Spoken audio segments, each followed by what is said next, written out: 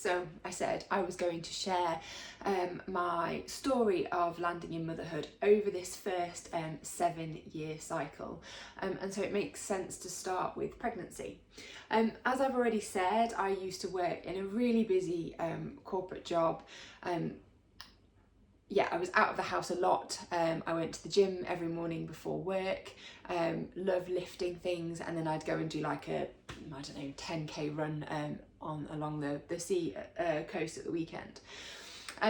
If I'm being completely honest, I didn't really understand my cycle. So I knew that once we got married, I wanted to have a baby. And so I decided that I was going to stop taking the pill, because I'd read that when you've been on the pill for a long time, it could take a while for your cycle to return, or for you to fall pregnant. So I think that's the first thing.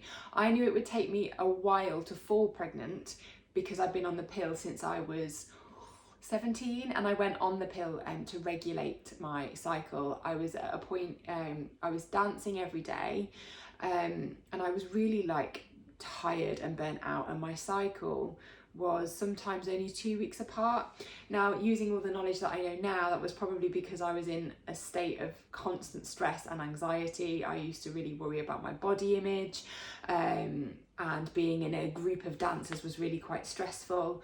I had lived with my grandparents, and then my mum was away quite a lot, so there was a lot going on for me as a teenager. It was all challenging, and so now I know that actually I just needed to do some nervous system work and to take some time to understand my cycle.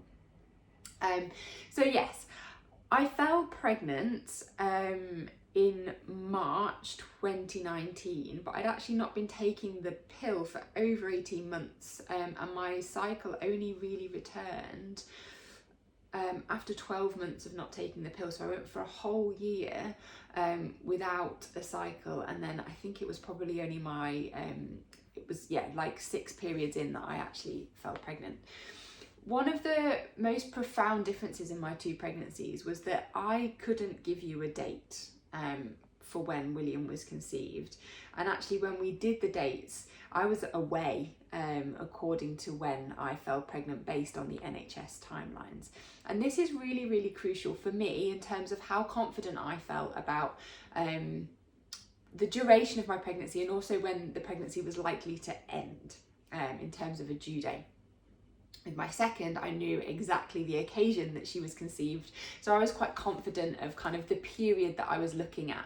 I don't believe in due dates, I believe in due windows, and I kind of knew that there was like a 3-week period where she was likely to arrive. Anyway, back to my first pregnancy. I actually didn't think I was pregnant, so I'd had what I thought was a period, which actually turned out to be an implantation bleed. So that's the thing which I wasn't aware of. Some women will have a small light bleed, and it could be for a couple of days, but it's quite it's much lighter coloured blood in the first bit of your pregnancy.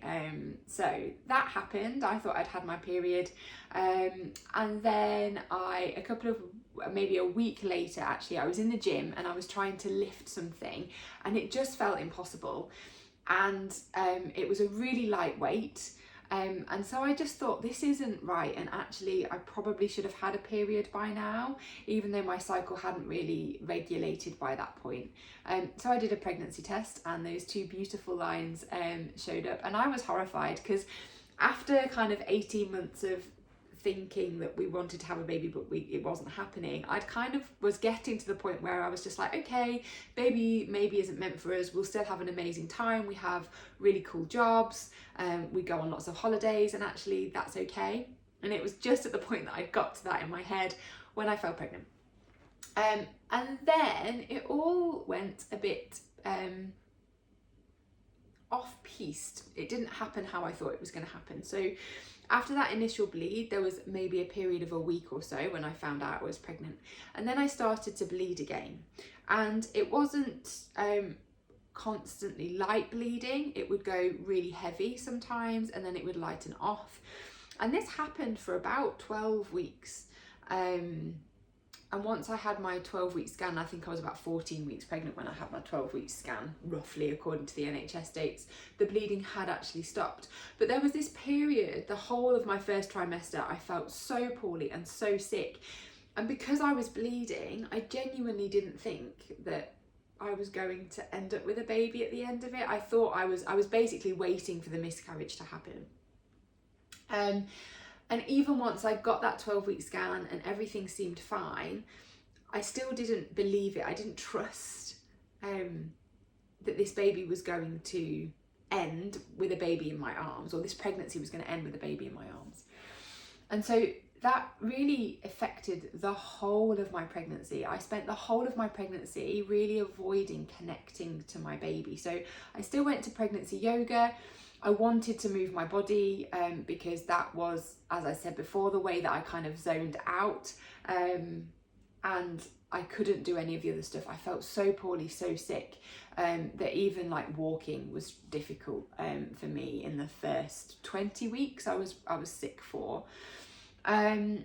And then, yeah, I did pregnancy yoga, and when it got to the bit at the end where you were meant to kind of lie down on your side and connecting with your baby, I consciously used to think about other things. So I would go into what I needed to do for work or what I was going to do for the rest of that evening. I'd make lists in my head. I would do everything I possibly could to not connect to my baby as a self-preservation tool. Now, this could have really impacted my birth. It didn't actually. My birth, although well, on paper it was fine, but it to me left some really deep trauma that I had to go and work through, which I'll share with you in a separate video. But yeah, the bleeding, and then the sickness, and then this thought that I was not actually ever going to come home with a baby really affected my pregnancy and really affected my nervous system. It was also a really difficult time for me at work. And we'd just joined with another company, and we were making people redundant. And I knew ultimately that regardless of the fact that COVID then happened and I was then made redundant, I was always going to get made redundant from that job, because the function of the business that I was working for just wasn't sustainable. So I knew at this point in pregnancy that I was probably also going to lose my job. And I felt like I had to show up, like I had to prove my worth. And even though I was literally on the floor, I cried in the shower every morning because I just felt like I couldn't do it. I still did. I didn't want to let the people down in my team because I had a really deep connection with all of them, and I wanted them to feel like I was holding them and supporting them through this really tricky time. I didn't feel like I could just call in sick. And also, calling in sick wasn't anything that I'd done. I was taught that actually it was really important just to plough on and to not let people down. So I carried that through my first pregnancy, along with all the anxiety and all the stress and all the worry of my work, as well as what was happening to my body with this complete shift, like physically, all the changes that were happening. I used to get really big pains down my sides, which I now know is round ligament pain, and I also know movements that I can do or that you can do to release that sensation of pressure, or the movements that trigger the round ligament pain and how to avoid doing those in your day-to-day life. And I've built that into my pregnancy yoga program that I created when I was pregnant with Beatrice. But what I wanted to do in my first pregnancy was I needed all of the information. I wanted to read all of the books. I wanted to know all of the stuff.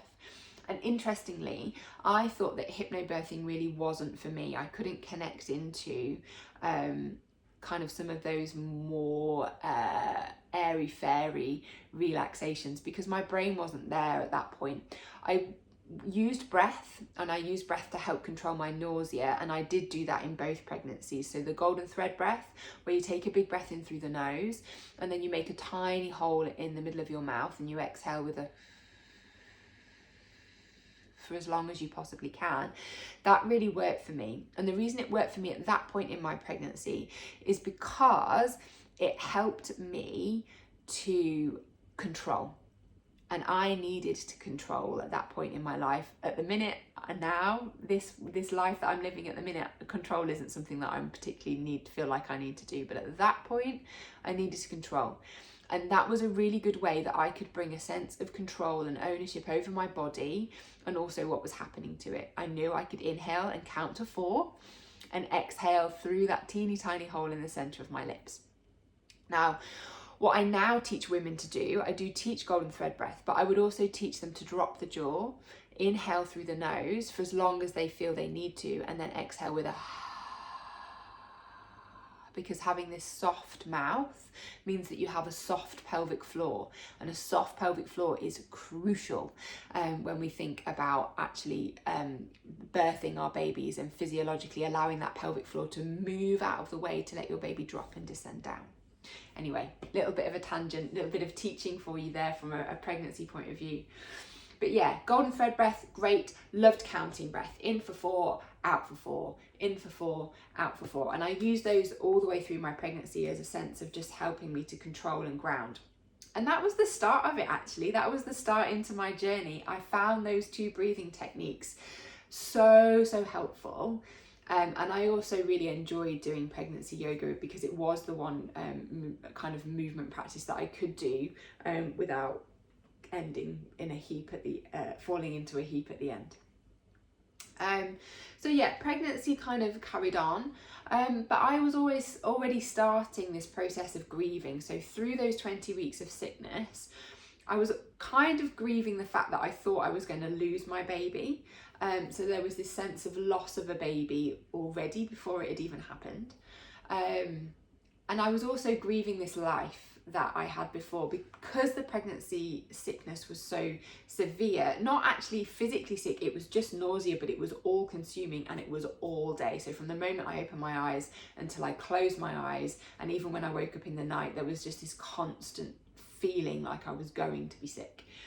And it meant I couldn't do anything. So our first wedding anniversary rolled around, and I couldn't eat. I couldn't go out for dinner. Anything that smelled was really all consuming. So we couldn't go out to celebrate our first wedding anniversary. And that was something that would have been before I was pregnant, that we would have absolutely have done. In fact, we'd have probably made a week out of it and gone to like Newcastle and done lots of lovely things and drank lots of lovely wine. And yeah, so I'd started to grieve already. I couldn't go to the gym anymore. I couldn't lift weights. I couldn't run. So I was kind of already grieving this life that I had before, and it was the start of this process of moving into motherhood. And it took a really long time, probably about 2.5 years for me from falling pregnant. So my little boy was probably about 18 months when I finally felt like the new version of me, that transition from maiden to mother. And I work a lot with this transition of maiden to mother. In fact, I was talking to a postnatal massage client yesterday about it. When you first become a mother, nothing really can prepare you for that transition, but there are lots of tools that you can use that will help you. So journaling is one of them. The breath work that I talked about is another one. Moving your body in yoga, because that helps with body awareness, so you become more aware of the self. So they're all 2 tools that I used, but it still took a long time. I hated the newborn phase. I didn't really enjoy that first 6 weeks at all. It felt like it was just a thankless task. And I can remember thinking, like, I can't do this. This cannot be my life. And actually, about kind of 8 weeks pregnant, if somebody had offered me to go back to work, if I knew that William was going to be safe, I'd have gone. Because it wasn't, it didn't feel in my body how I thought it was going to feel. So yeah, pregnancy wasn't the best time for me in my first pregnancy. My second was really different. And I felt like I was trying to escape a lot from what was happening. The fear of miscarrying my baby, the loss of my previous life. And I spent a lot of time trying to avoid all of those things. So yeah, that's pregnancy in a nutshell. First time round, as I said, pregnancy second time round was actually probably one of the most transformative experiences of my life. So you'll pick that up on another video or podcast very soon. But hopefully that gives you a little bit more of an insight into kind of who I am and the very start of my journey.